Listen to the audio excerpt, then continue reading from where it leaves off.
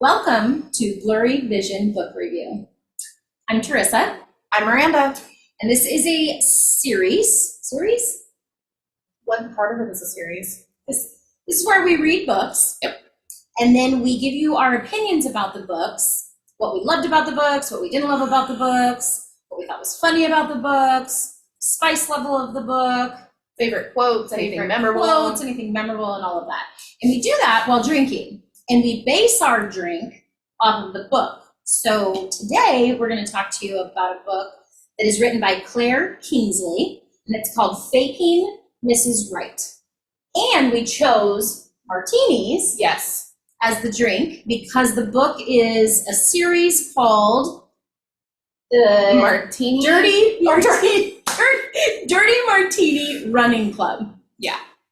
Did you want to tell them about our disclaimer? Because you're really good about the disclaimer. Oh, if you have anyone who is easily offended or has younger ears, we are unable to censor ourselves. We are loud. We are obnoxious. We have zero filter. The more we drink of these, it'll be even less. We do swear. I don't know. We're just a good time, but we're not for everybody. Shall we? Oh, and these are gummy bear martinis. We kind of made it up ourselves a little bit. I mean, there was a slight recipe, but peach schnapps Raspberry vodka. Miranda actually soaked these gummy bears for a day in other kinds of vodka. Different vodka. Which they are very potent and burn all the way down. And we just mixed all of that together. Yeah, and it was perfect. It's just amazing. as is. No you mixer. don't need a mixer with this, which is We were supposed to have cranberry juice, but she only had apple juice, and it's not needed. We apologize to our others. Well, let's start with the book title again, Faking Mrs. Right. And the author's Claire Kingsley. It's the first book I've ever read of hers, and honestly, I really like her writing. She has great writing. I really do think so. I was laughing out loud in this book. I did as well. The genre of this book is... Whoa, hang on. Would you consider it to be a romantic comedy? I put spicy rom-com because I will say that in this book, unlike the rest that we've read, because we've read a lot, we didn't start this little hobby adventure of ours until we were many, many, many books in. Yes. I will say that the reason I labeled it spicy instead of just a rom-com is because when they finally get to the point of doing something, it's so anticipated that you're just like, yes! So and it's like a roller coaster. I mean, you just go. Oh yeah. And it's going fast. It's like it starts and then it just keeps going. Mm-hmm. So I mean, we'll go more into that later, but that's why I labeled it as spicy. Do I think it's not dark by any means? No, not dark romance. It is 100% a romantic comedy. A spicy rom-com is what I put it as. Yeah, romantic comedy, spicy rom-com, same thing. Yeah, okay. It's part of a series. Yes, it is the first one in the series. We read it in order this time, which generally we don't do. Oh, how many other books are there?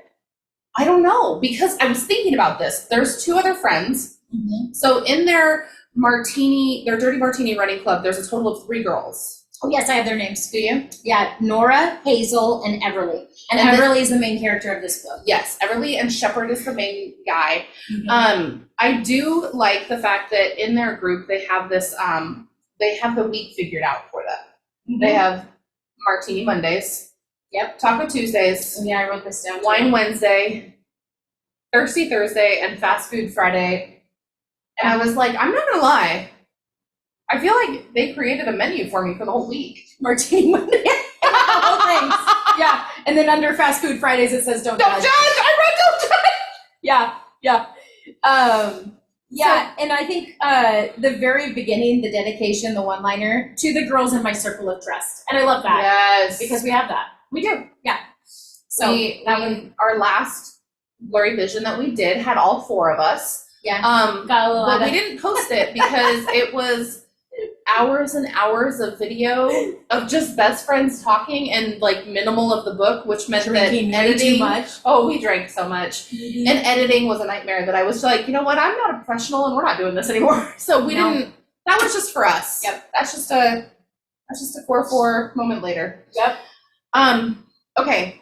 So I don't know how many there's going to be in the series. I know for sure there's at least 2 But then when we got to the end of the book, I was like, oh, there's for sure going to be 3 of these. Mm-hmm. I think so I too. think there might be another. I think at the end of this book, they invite one more person to be a part of their crew, and I think that she might also be a book. But that's just me assuming. The new secretary. Yep. Assistant. Oh, yeah. Because at the end, I was like, oh, wait. Yeah. Because they went on that honeymoon. We read the epilogue, and you got like the... Anyway, okay, I'm going out of order here. Yes, we have an order. What was the favorite part of the book? I had a lot of favorites. There was really too many to choose from. I'm going to say that one of my favorites was, like, when he finally needed her help, it was for such a good reason, because you just felt it to your core, where he's like, I don't want to be at this party. I don't want to be near any of these people. I don't want this crotchety lady after money to be around me. So I'm going to do the next best thing and go to the only person I trust, even though I don't genuinely even know her. That was one of my favorite parts too. The first where she got called to show up to be his fake girlfriend. Nora, her best friend, put her together, and it was so funny, just the interaction between them. Yep. And seeing her in the dress, the red dress, that was the first time he saw her dressed up like that, and he couldn't get his eyes off of her. But I loved how she just took on the role.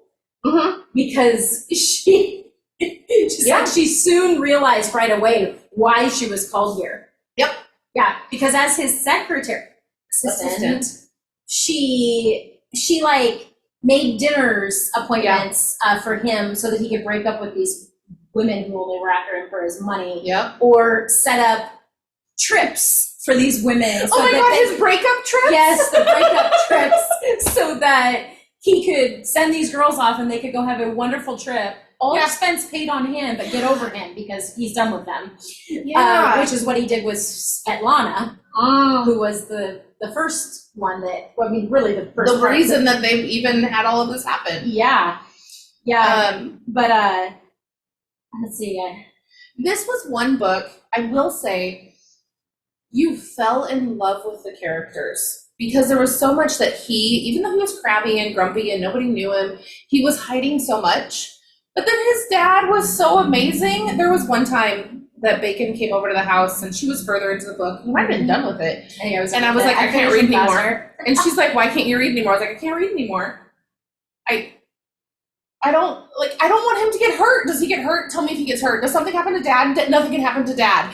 But it's because Dad was so sweet. He was. He throws the best parties. Oh, you know what I put on here? Yeah. So I have a Christmas party that I do every year, and I honestly put on here because he did a party for them, and it was a 20s themed party, and Orange the way 20s. the way that he had it, like all of it was described. That she did so good at describing things in detail. Yes, she you did. Just felt it, and when they're having this party, I was like, I want to have a party where my party favors are boas. Yes, he's like, I have boas for every girl. I gotta go and put boas on all the women. Oh my god, it was so great. And then for once, I think I genuinely liked, because we have read a lot of books, the dad was amazing. Yep. And the mom was a piece of shit. Yeah. So what happens, and the whole reason that this whole fake dating thing even starts, is he breaks up with this girl, sends her to, was it Hawaii? I think so. I think it was Hawaii. It was somewhere beautiful. For 10 days. And then he goes to this party and shows up, and she's there. And he's like, well, what are you doing here? And then his father walks up, puts his arm around her. And apparently they fell for each other in Hawaii on this trip she was supposed to be getting over him on. Yep. And so then he's like, oh, shit. Yeah. and in his mind, he's like, she's doing this to get back at me, so I need to have a date. I need to have this date. So he did. He scrolled through his phone 3 times and went over Everly's name 3 times, and then was like, well, I'm just going to call her. And I think I wrote what he said because I just died. When he called her, he was like, Everly, listen to me. The address. You. Dress sexy. Text me when you're here. And I just loved how fast her friend Nora got her ready. Yeah, she was like, all right, here we go. Yeah, I'll be right there. And she left her boyfriend, like they were getting ready to get it on. Nora and her boyfriend. Yeah, her boyfriend. Because she's like, Everly needs me, I gotta go. I gotta get her all dressed up. I will say, I loved, one, the fact that like they were there, no problem. It reminded me a little bit of a role reversal of The Devil Wears Prada. Like they send the text message and you're there. You have no questions asked. Yep. You have no choice and you're just there. I work in corporate America and there are people where I'm like, I could see you doing this. Mm-hmm. I did not picture them during all of these moments and scenes. But I was like, oh yeah. Another one that it was like a sweet moment that I really loved was when he invited her to the office, not the office where he works, but the office bar. Yes. And she showed up and she got to see him play for the first time and she says the bass player looks a lot like Shepard, and then she realizes it is. Yeah. And then I just love that he trusted her enough to let her see that part of his life. So he was very closed off. He was very vulnerable to her. Yeah. And what's really funny is that starting the book out, he's a dick. And he doesn't even say good morning to anybody. No, he's very stone cold. Like he gets to the office, he does his job, and he just like goes about her day. And she's just a ray of sunshine. And she's like, "Good morning. Here's your coffee. Here's what you have going on It's like today." We all strive to be like that good at our jobs, where she just like shows up with this and that, and it's like such a thankless job, but she's so good at it. Yeah. And it's the same thing. Like she's the best that's ever been. It's been there for 3 years. She never had feelings for him. No, she never, like, in this book, it wasn't never crossed her mind. It never, ever crossed her mind. And it was just so good with that. I think she thought that he was attractive. I mean, I feel like as a woman in any world, you're going to be like, oh, that guy is a gorgeous man. All right. Mm-hmm. And, like, you just go back to work. There's nothing more. And I feel like that's probably how she was, where she's like, yeah, my boss, he's hot, but he's my boss, he's a dick. Another part that made me laugh out loud too was the sisters, because her sister is in a relationship with another woman. I think Miranda. Yeah, one of them has, and that threw me off a few times. Yeah, reading my own name. What's her sister's name? Annie. Yeah, and they want to have a baby. Oh God, that's right. I forgot about this. They have chosen Shepard Calloway, which is her boss, as the perfect sperm donor, perfect candidate for them. And so they're like, you've got to ask him. You just got to ask him if we can have his seed. lack of a better word. Yeah. That's what they want. And she's like, I can't do that. That's my boss. She's like, it's my boss and he's a robot. Like, you don't want that kind of personality. Yes. So she doesn't like immediately assume like, oh my God. But they draft up a contract. That's right. And then give her the contract. And she's like, well, I'm never giving this to him. So she like throws it in her desk drawer. And and you just know that that's going to come out later in the book. Like somebody's going to find that. But she's like, yeah, I'm not going to do that for you guys. But okay, yeah, I'll take it for you. Sure, I'll try, Yeah. It said, okay, so like one of our other questions is, did you race to the end or was it a slow burn? I raced through You raced it. I did not because I was so worried about him getting hurt. Yeah. That I was like, I can't do this. I can't read this. And you were like, just read the book. Yes. And because for me, I'm like, I got to know what happens. Like, I can't sit here and I was like, I can't like put it away and not know what's going to happen. Like, I want to know what happens. So I raced right to the end. He broke. And I love that he broke. Mm-hmm. The fact that his dad and his brother show up and he's like blackout drunk, empty bottle of whiskey. And they're like, dude, you look like shit. Yep. And his dad called him out about being in love. And he's like, what do you mean? I'm not in love. And he's like, yeah, well, when you realize it, you'll see. Mm-hmm. Would you want to read another book by this author? Yes. Oh, yeah, for sure. Yeah. I really like the writing. Oh, yeah. She did so good. It just really, like, it flows really good. Yep. And honestly, it keeps you wondering, like, what is going to happen next. Oh, yeah, because you were never prepared for a lot of it. No, because part of me thought, okay, Dad's going to find out. And like, I thought that was going to be there's always a spot in one of these books where something happened. I loved when Svetlana, how do you say it? Svetlana. Ladies and gentlemen, the gummy bears kicked in. She, like, corners him. Oh, God, yeah. Because she's faking this all along, because she truly believes that he's doing all of this because he really, truly wants to be with her, which he doesn't want to be with her. Mm-hmm. And no, that's not what I was going to say. What was I going to say? I just lost my train of thought. Svetlana corners Everly. This is the part I was thinking right. about. And so they're just fake dating at this point. He moves her in because, because dad comes down with, something happens to something to dad, Dad. so he has to move in. he has to move in with Shepherd. Yep. Or Shep, as they call him. And so then obviously Dad and Svetlana, I'm just gonna call her Svet for lack of a better word because I can't say it. But Okay. anyway, those two are gonna be there a lot. So he's like, okay, well, so you have to be my girlfriend, basically. So You have to move in. and you have to move in. So Yeah. this just has to happen. So anyway, so fast forward. So Svetlana, I'm gonna get it. She corners her, and they're coming home. What are they coming home from?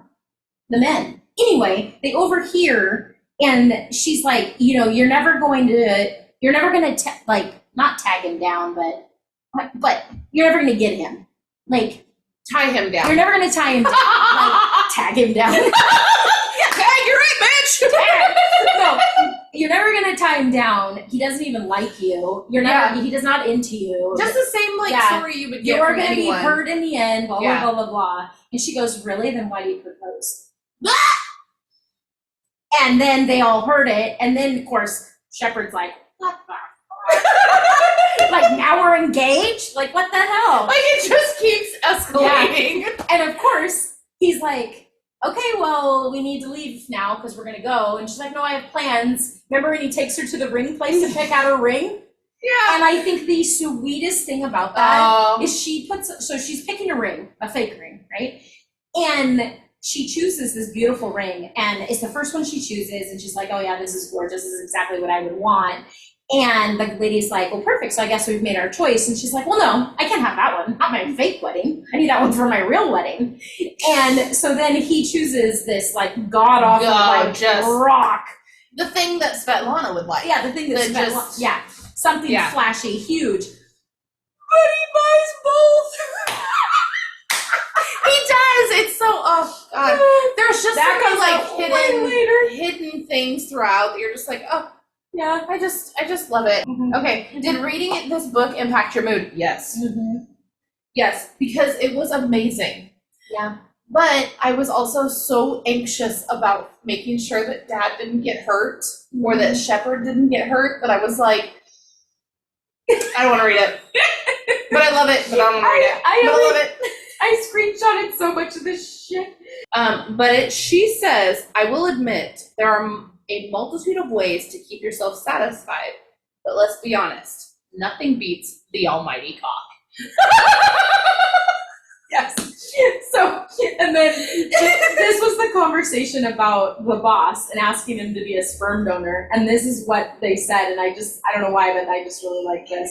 She's like, that isn't something that you can just ask your boss. Hey, Mr. Calloway, it's been great working for you. And sure, I'll upend my entire life to help you get rid of your gold-digging harpy of an ex-girlfriend. Oh, Harpy! Oh, I end and up by the loving way, that. can you be the sperm donor for my sister's genetically perfect baby? Thanks, I'll see you at work in the morning. Do you like the heat level of this book? Once it starts, It takes a while to get there. There's a lot of Yeah. they sleep in the same bed, but they're very apart from each other.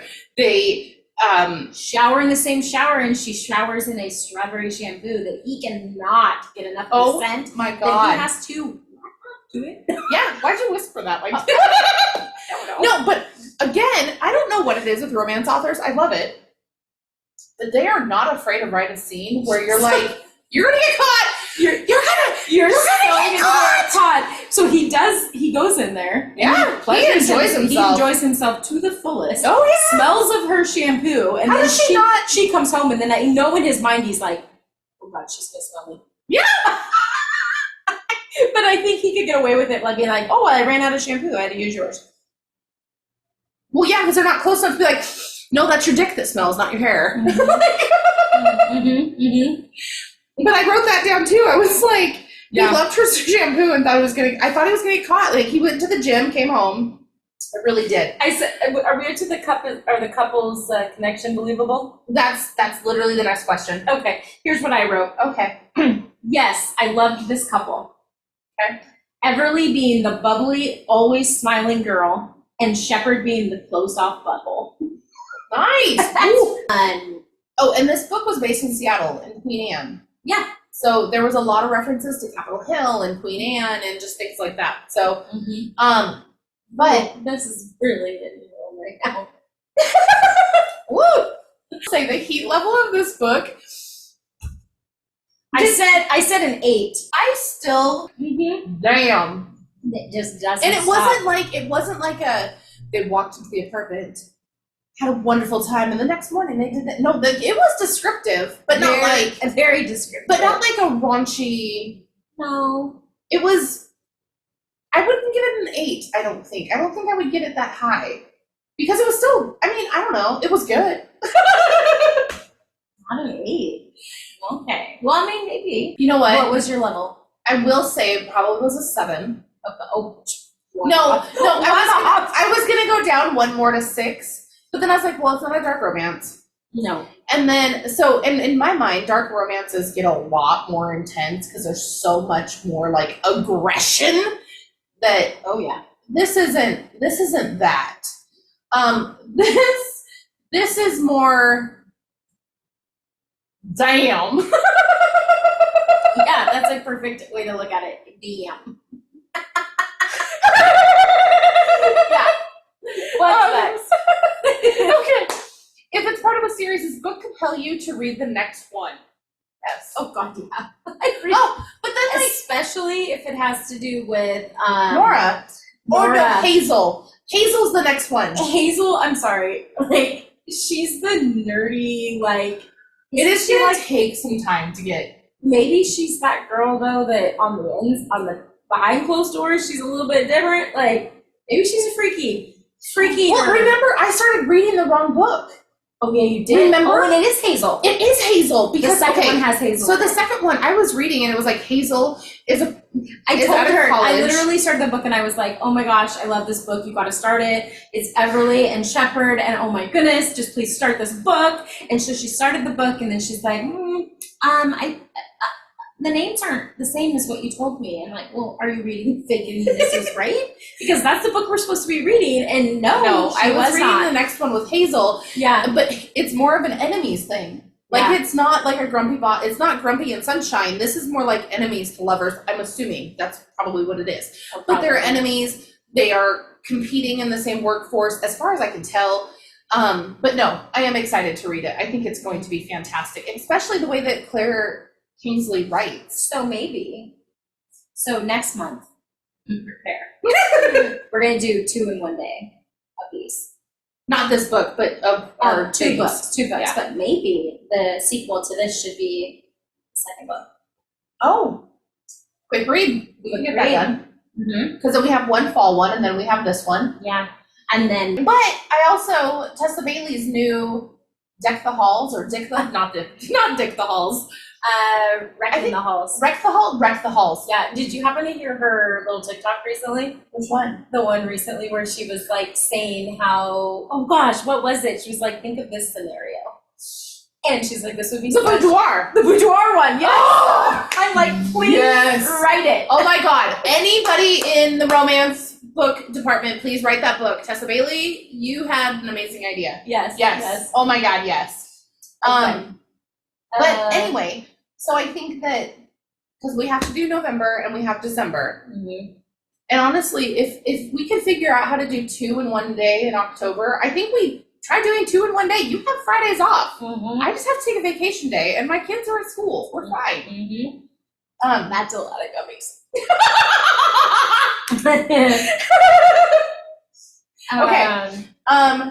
Any standout quotes? Honestly, I think we've said a lot. I don't know if this is a standout quote, but I love this one. Can I read it? Absolutely.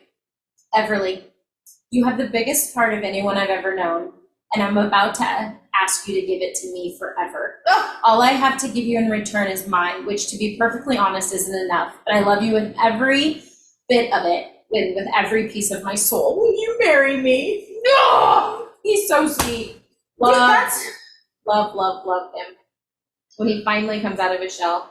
So his brother and his brother's husband, sorry.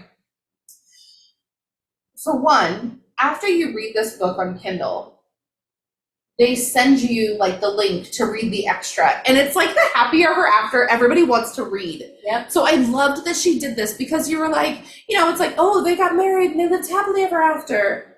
But this is like, well, on their honeymoon, they fucked on a private beach and it was the best sex they'd ever had. Oh, yes. Yeah. Oh, yes, I remember that. Yeah. And I was like, she's like, who's going to see us? I'm like, and he goes, nobody. yeah. Got another one for you. Okay. The friends. Okay, this is for Everly. They say, I'd like to propose a toast. Nora lifts her glass. Hazel and I do the same. To Everly. May this time of singlehood be as long or as brief as she wishes, and may the next man in her life be the one to sweep her off her feet, and may he also have a big dick. You know what I did? Oh my God. Here's a note I wrote while I was reading this book. I could see our friends group doing this. Mm-hmm. Just being like, Mm-hmm. I mean, we're all taken and we all have significant others and lives and everything. But I could see any of us being like, hey, I'm setting this up. Sweet, I'll be right there. Let me help you. Yep. But Yep. I wrote a note that a quote that his brother did. And it says, keeping things on the inside is not the same as not having feelings.